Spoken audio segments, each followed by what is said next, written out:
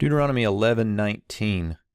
Velimadtim otam et benechem ledaber bam. Beshivtecha bevetecha uvelechtecha bederech uveshoch becha uvekumecha.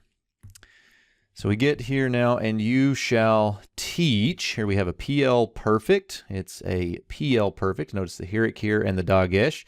The root is lamad. So again, that definitive dagesh there in the second root letter of the PL. PL perfect 2MP, and you shall teach.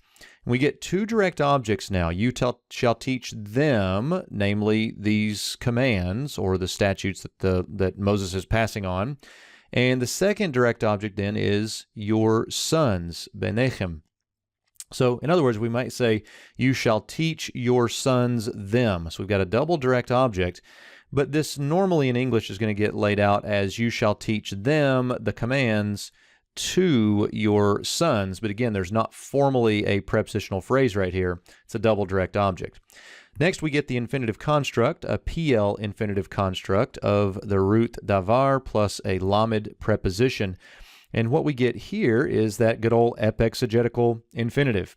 So you shall teach them by speaking with them, by speaking them.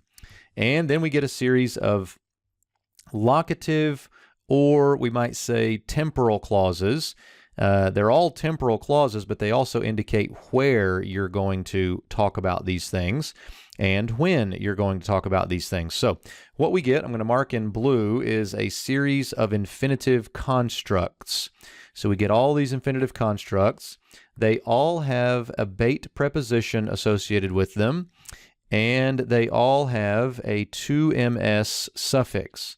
Now, these suffixes are going to function as the subject in these temporal clauses, but formally what we have in the infinitive is something like this: at your sitting in your house, at, we might say, at the time of your going, this is the root halach, at the time of your going in the way, and at the time of your lying down, and at your rising. And so with all of these ats equaling the time of, then all of these become and when you sit in your house, and when you walk in the way, and when you lie down, and when you rise up.